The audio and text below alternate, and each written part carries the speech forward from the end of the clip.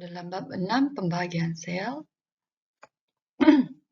Dan slide ini disediakan oleh seorang cikgu daripada SMK Al-Tirham Johor, Cikgu Nurazila Al-Khalid. Right? Untuk topik hari ini kita akan masuk 6.1 pembagian sel dahulu. Oke, sel dalam badan kita ini sentiasa tumbuh, membagi, dan mati. Jadi, sel yang mati mesti diganti dengan sel baru. Jadi, inilah sebabnya kita akan belajar pembagian sel pada hari ini, bagaimana sel itu akan diganti menjadi baru. Oke.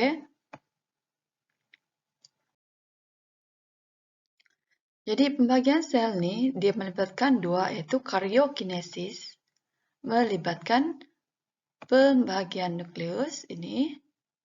Seterusnya adalah sitokinesis melibatkan sitoplasma. Karyokinesis nukleus, sitokinesis sitoplasma. Oke, ini yang kamu perlu ingat. Alright. Jadi, dalam pembagian sel ini dia melibatkan dua sel, yaitu sel soma dengan sel gamet. Alright. Sel soma ini adalah sel badan. Manakala sel gamet pula memang sel gamet yaitu sel pembiakan. Ini kalau sel soma kita akan belajar tentang mitosis. Jadi cikgu akan terangkan tentang mitosis pada hari ini. Dan sel gamet adalah proses meiosis. Ada dua jenis pembagian sel dan ada dua juga jenis sel. Jadi kalau sel soma dia mengandung kromosom diploid yaitu 2N. Dan dalam sel soma manusia 2N maksudnya ada 46 kromosom. Manakala kalau kromosom haploid N sahaja, haploid 1. Jadi N adalah 23. Dan nampak pada sini kan 23. Oke. Dan di sini kalau diploid, satu set kromosom berasal daripada induk jantan atau paternal, papa.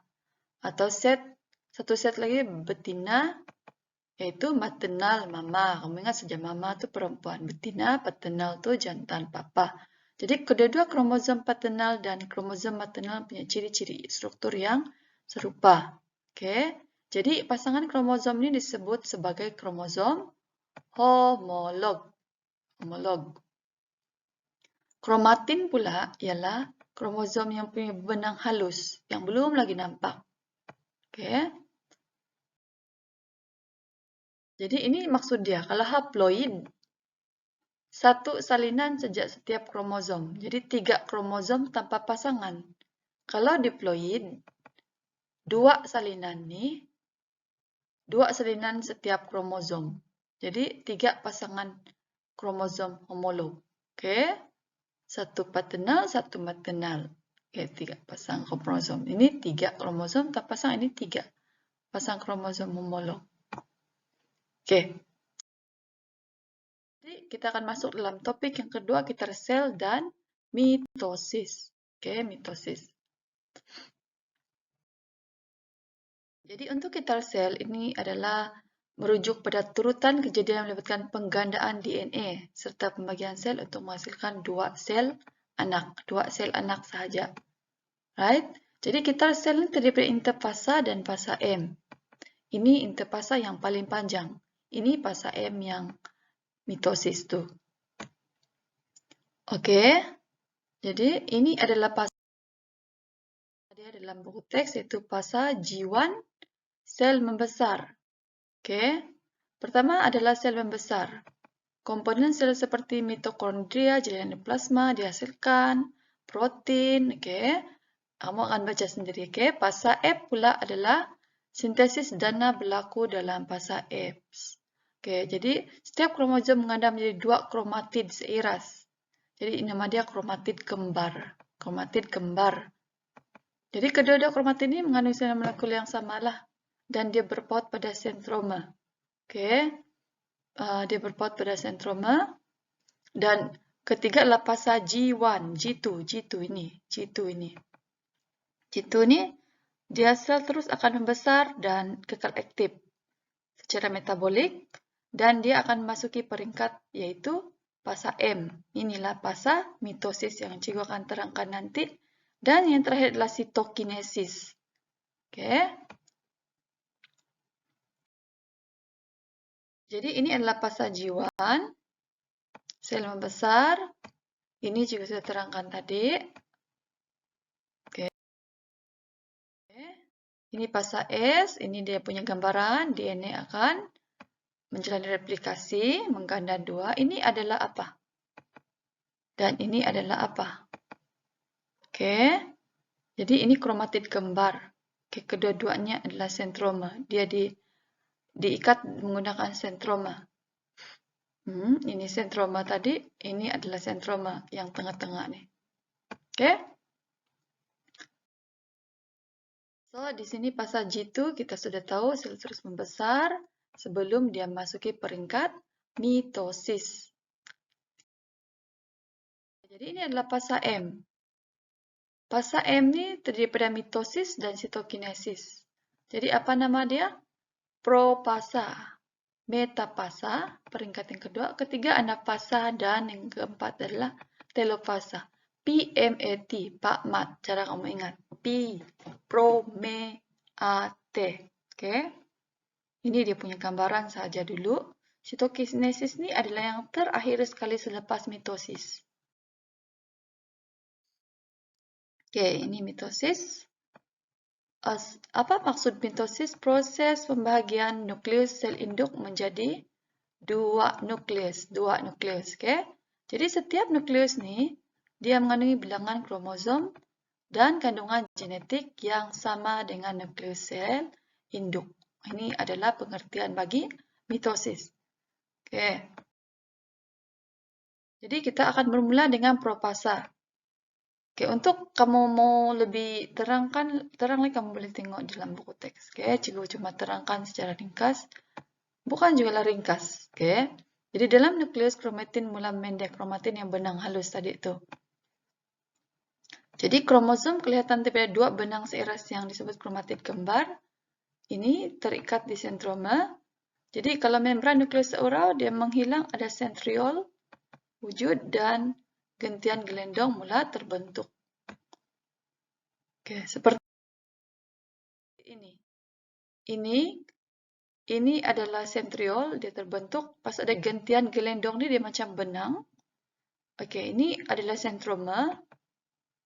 Jadi dalam propasa ini membran nukleus yang ini dia akan mula terurai atau mula hilang. Mula-mula ada tadi, sekarang dia hilang. Oke, mula-mula dia nampak seperti kromatin saja, tapi lama-kelamaan dia akan nampak seperti kromosom, kelihatan seperti kromatid kembar. Ini kromatid kembar, sama.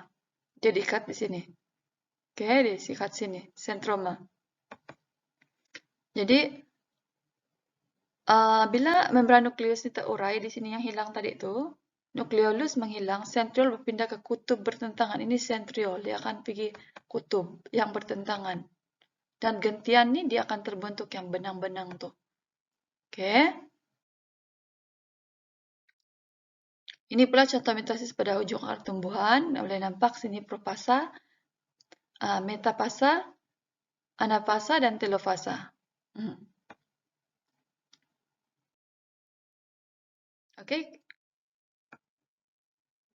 Kita akan masuk dalam fasa yang baru, yaitu metafasa. Apa yang berlaku pada metafasa? Di sini sentriol, di sini berada di kutub sudah. Oke, metafasa. Jadi apa yang berlaku kepada gentian gelendong nih? Oke, dia akan menetapkan kromosom pada sata khatulistiwa. Dia di sini, tengah-tengah. Kalau metafasa. Apa yang menjadi yang terang untuk metafasa ini sebenarnya kita boleh nampak ini kromosom berbaris di tengah-tengah di garis kata khatulistiwa. Oke, jadi dia akan baris dulu di sini. Dia metafasa ini dia akan berakhir pada apabila sentroma mula membahagi. Maksudnya kita kasih putus ini. Tapi dalam metafasa ini kromosom tersusun sini kita akan kasih putus. Oke. Jadi selepas metafasa kita akan masuk kepada proses anafasa. Dalam anafasa pula, sentroma ini dia kasih bahagi sudah itu dua. Dan kromatid kembar mula terpisah ini tadi. Dia terpisah.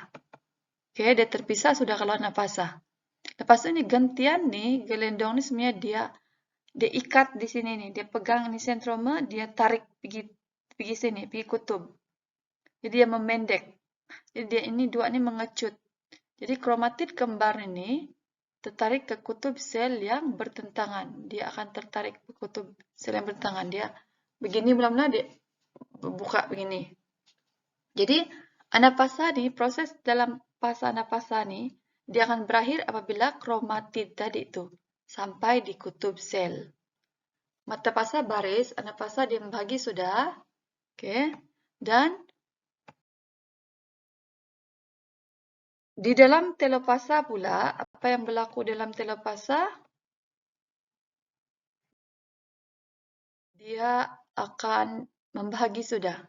Kromosom berbentuk berbenang halus kromatin semula. Okay? Jadi nukleolus terbentuk semula di sini. Ada sudah Nina dalam telopasa. Lepas itu gantian gelendong dihilang sudah. Sebab dia tidak perlu lagi buat kerja dia. Jadi membran nukleus terbentuk. Dan peringkat telopasa akan diakhiri oleh sitokinesis. Okay. Jadi apa perbezaan pula mitosis dan sitokinesis antara sel haiwan dengan sel tumbuhan? Okay, sel tumbuhan tidak punya sentriol macam yang tadi itu. Tapi sel tumbuhan masih berperan bentuk gantian gelendong.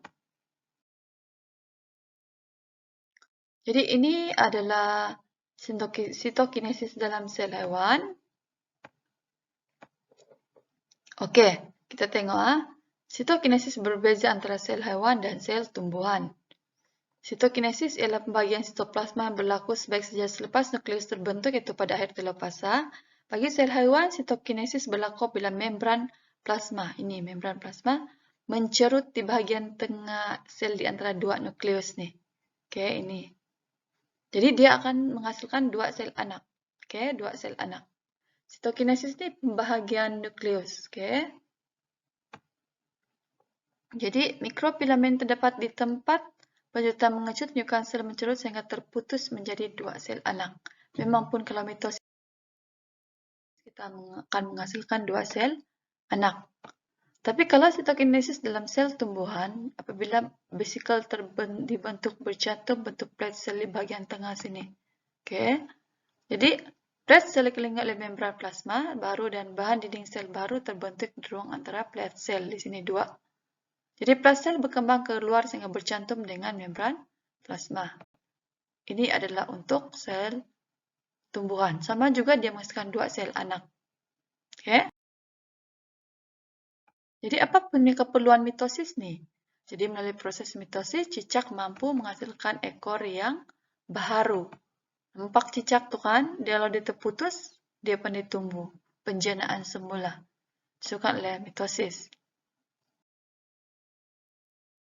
Ini adalah dalam hidra, dia menghasilkan individu baharu melalui pembentukan tunas. Potong tunas dia, ada baharu yang akan tumbuh. Oke.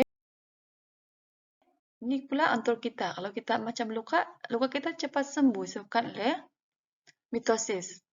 Dia akan ganti sel-sel yang mati dan rosak tuh. Oke. Nah, kalau yang ini teknik pengkulturan menggunakan sel stem daripada hewan yang kemudian dikutul di dalam makmal untuk menghasilkan daging. Dia kasih bagi sel itu dia akan menjadi daging. Macam dalam gambar itu kan. Jadi, terapi sel stem juga menggunakan sel stem daripada samsum tulang bagi merawat rawan yang rosak. Ini kamu boleh baca di dalam buku teks, dia lebih detail. Dan dalam bidang pertanian, teknik pengkulturan tisu tumbuhan digunakan untuk menghasilkan anak-anak pokok melalui pengkulturan sel tanpa melalui proses persenyuaan.